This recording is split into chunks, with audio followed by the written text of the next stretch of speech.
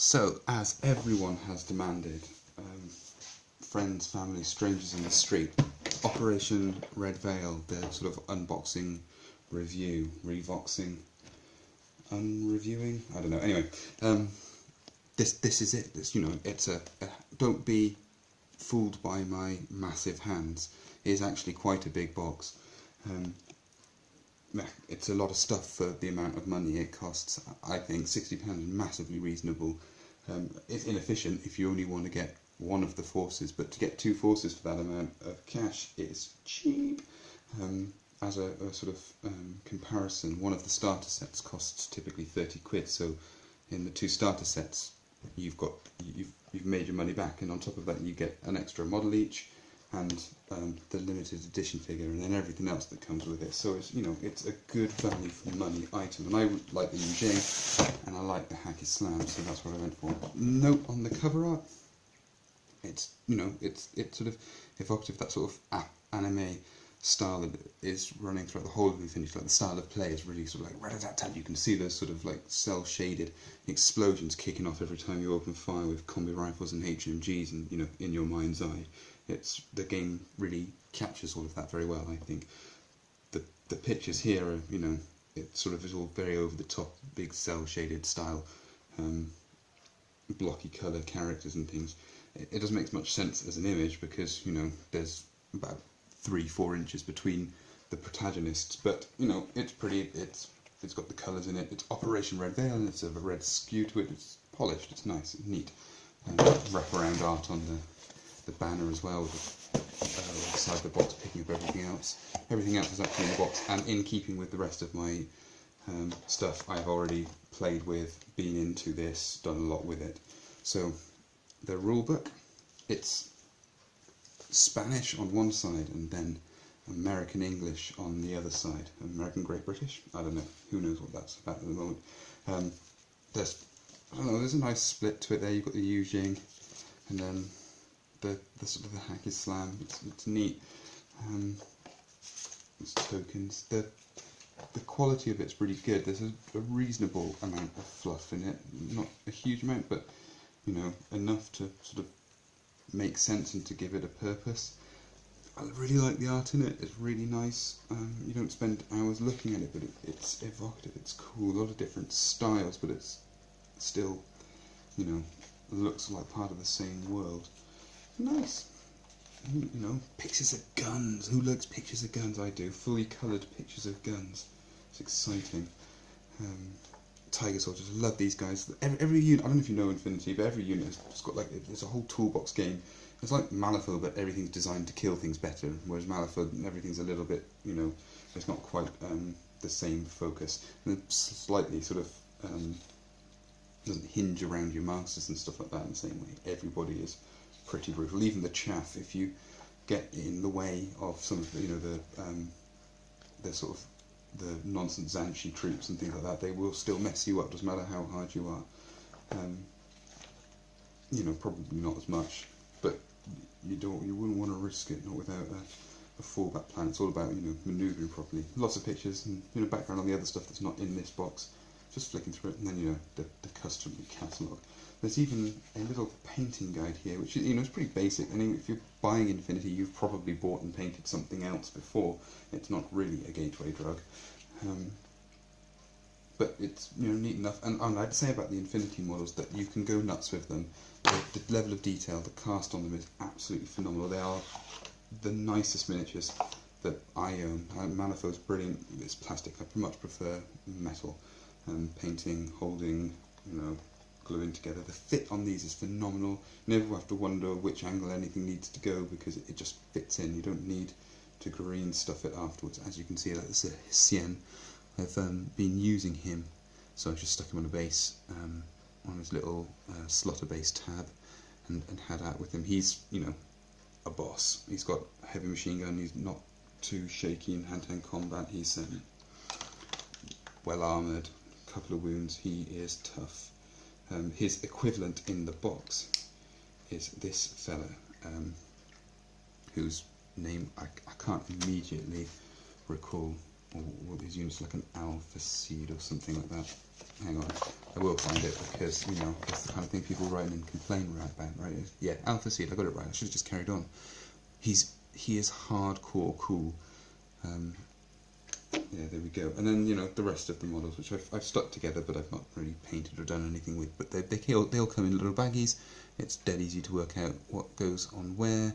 Little things like those fingers and stuff like that, well cast, they don't fall off, nothing's snapped. I've been throwing this box around and it's all pretty well done. Again, like the Malifaux stuff can be pretty fragile sometimes, so, you know people doing handstands on fingertips and you're like, well, that's going to break, isn't it? Because it's plastic. And, you know, maybe this will break as well if you're rough with it, but I've got some Infinity stuff upstairs that I've had for a number of years and they haven't broken. They have just been quite happy to, you know, rock and roll carry on. Okay, so I've still got some Nazmeats in here that I have separately. I won't show you those, I'll just put them down. This guy is cool. A Zadian intervention unit. He is funky.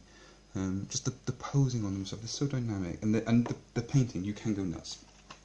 You can do elaborate paint jobs because they've got a lot of detail on them. You can pick out all those bits and pieces of information if you want, but it's sci-fi. So also, if you want to, just and then I'd recommend inks rather than washes because the wash can obscure a bit of the detail, whereas an ink's a little bit finer. You water it down, fills in the crevices, and then just a layer line highlight, and they look awesome already. That's enough for them to get on the table. There's the Tiger Soldier, cool. Do you like him? Anyway, so that's just me picking out the models already done. A Chirig, which is like a sniper person with camouflage and stuff. No good at close combat. I played the eulogising before I had this.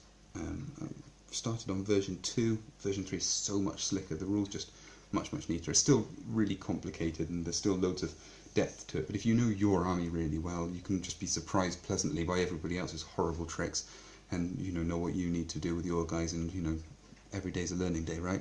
It's a ninja! Ooh, that's why I got using the first time around, because, you know, ninjas with sniper rifles is pretty cool. There's a lot of gender equality in the game in terms of the soldiers, but some of the posing and the true scale seems to be slightly off when they came to the boobs and that kind of thing. A lot of people fighting in high heels and stuff as well, although it seems to have lessened down a little bit. They look a lot more practical these days. They're pretty good. I mean, as far as these things go, it's not everybody's being represented in a kind of fantasy light, isn't it? I mean, you've got this chap here in massive, you know, masculine armour and stuff, so it's not like there's an even brush everyone's being painted with. There's the Yuan limited edition special model. I mean, this guy's rubbish. You wouldn't really field him. You can't in the tournament. Most of the mercenaries are a bit fun, but the model looks amazing and lots of fun to paint.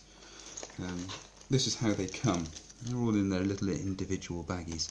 I've not made the Zanshi because I've already got lots of Zanshi from this stuff. I will make them. You can't make them into fire teams. It's annoying. So I've got so many Zanshi. You can't use them in any of the sectorial armies. So yeah, sort of like, I don't know if they were Katsu or Celestial Guard. I'd be like, whee! I can go down a sectional route with them quite quickly, quite easily. But you can't with Zanshi. Rubbish. And then bases, nice bases, sort of, you know, old traditional style bases. There's a slot in there to cut out if you want to. Can you see it? Definitely not like that. Fat fingers. There you go. So you can cut the slot out if you want to. You know, knock yourself out if you want, or you can sculpt bases, which is what I tend to do. But the important thing is they're the 25mm. Full circles. It's not like War Machine or whatever with 30mm with that raised lip and stuff, and, you know, same for Malifaux as well. More bases. Nice, good quality sponge. Everyone likes a good quality sponge. I use this for painting a lot, actually. Like cleaning my brushes and things. They're pretty handy. Loads of baggies. Probably what I'll do with them. Something fun, I'm sure. You get themed dice in the game. And also for this, there's no moulding line or anything like that I had to do particularly. I sort of sat myself down to make them up with, you know, my scraping knife, liquid green stuff, all of the nonsense that I'd normally have with me when I want to make a bunch of metal miniatures. I don't have to use any of it. You know, a couple of mould lines, some mould lines, not very many, and then the fit's so neat you don't need to pin it or anything. There's like a real sort of like female masculine like connection to them, so dab a glue in and they're done.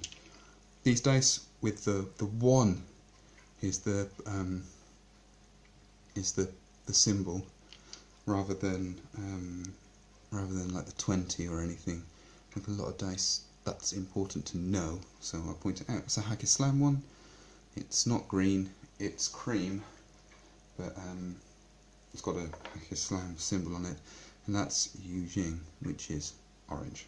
Although I've not painted mine orange. There's no need to, there is no requirement to. So templates, lots of counters as well that you get. You don't get the teardrops in the box, I don't think, unless you get them further down, and I've not seen it, which is kind of annoying, I suppose. But there you go. There's the size templates. Everyone occupies like a sort of a cylinder of space, and so you need the volume to check. Sometimes you swap the miniature out because they're all in these dynamic poses and things like that. So you swap the miniature out for the little thingy and check what size they are. I mean, you don't really need to do that. You playing with pleasant, happy adults for the most part, so it's easy enough to just go, oh, can you see him? Yeah, he's fine, he's right there, it's alright, and then crack on.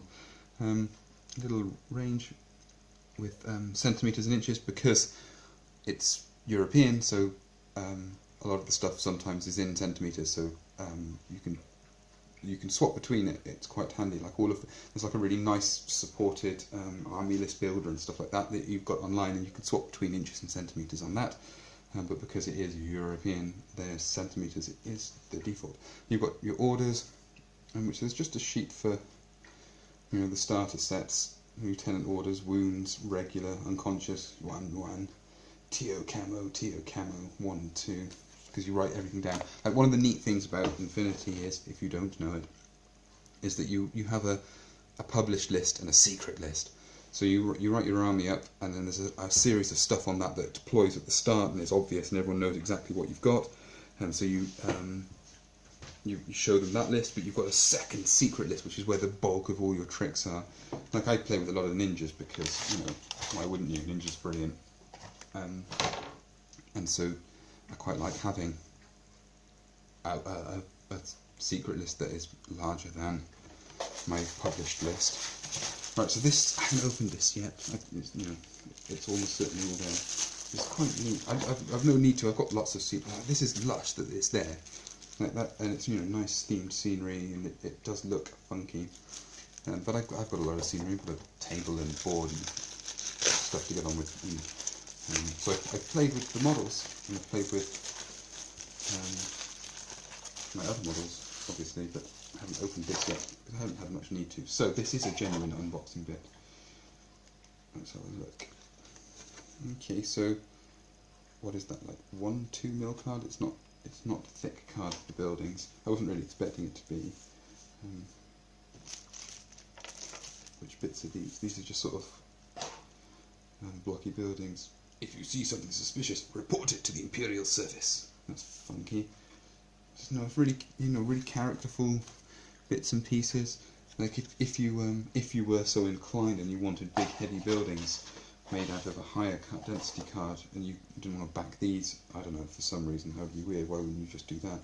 Then maybe you would definitely consider cutting these strips out, sticking them over other buildings. They're nice. Look, Neon Lotus Shopping Centre. You get a good look. It's pretty, the artwork is nice. And those buildings, they just fold out. Look at that. Yeah, so they're going to skid all over the table. You're going to put those down and knock it all which ways and what not. You would want to weight it somehow, or be careful, I guess. Although it's not really tends to be what happens. Play these games late at night.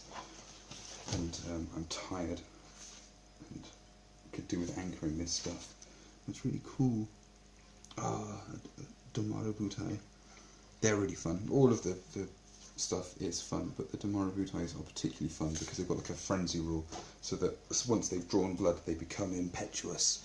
So you kind of want to. I keep getting them shot to pieces. I'm not very good, to be honest, but they're kind of fun because they're really good in close combat, and they're heavy infantry, so they might actually get there. But they don't have anything sneaky particularly about them, like the ninjas, which is what they use to help them get into close combat. I mean, that's the point about Infinity. The Eulogising are good at close combat, but you in the future you kill people with guns, not with chainswords and orc choppers and stuff, which I love. And it was my brother that sort of drew me towards Infinity, and he was playing it down in that London and stuff, and it's lots and lots of fun. It's really fast paced, lots of excitement going on, and guns kill people. It's the first time I bought something and wanted to actually paint the miniatures rather than just needed to have them with some paint on them. Like, I always liked the idea of having a nice painted army, but could never really get my head around actually achieving it, and Infinity was the first thing that made me think, oh, maybe I will make a bit of effort. So this is a 2 foot by 3 foot playing map, is it? Looks like 2 foot. Might not be quite 3 foot. Get my tape measure out. Anyway, why not just guess? Which is, it's enough for the starter set that you got. Although actually, as starter sets go, this is pretty much, it's one of the more generous starter sets. Normally you get a starter set and it's like, well, it just doesn't scale up. There's nothing here that makes the game fun. All of the fun stuff I have to buy extra, or that sort of thing. Whereas that's not the case. Actually, I think you could, if you wanted to give Infinity a try, and one other person, I'd recommend the two of you buy Operation Red Veil or one of the other. They've got a bunch for the other factions. Buy one of those and have a play, because you're getting a really good flavour for the game in these boxes. You've got lots of interesting units which they introduce you to slowly and neatly. There's a whole series of scenarios and missions in here that sort of grade in the different rules and the different things. It's a genuinely good introduction set, and I don't think you see those very often. Normally, the starter kit or the introduction thing it's an excuse to give you the counters and templates, and then you end up slightly overpaying for it, maybe, or it's about working out just about right or something. It's very rarely that it's like, represents a massive bargain, which is odd. It's what it should do. Surely it should be the taster that gets you in. And to be fair, GW seems to be remembering that recently. A lot of their boxes look a lot more fun than they ever did, although, they're dead to me. I don't really care anymore. Space Hawk, Hero Quest, Blood Bowl, Necromunda, Epic, notwithstanding. Or withstanding, either way I like those. I just don't care for 40k and Age of Sigmar. Anywho, that's a whole other conversation. But this is fun. Red Veil's really good, and I'll paint and happily and play happily up for a long time. Anyway, thanks for waiting so patiently for me to get around to doing that video. I'm sure you'll all agree that it was definitely worth the wait. Thanks very much.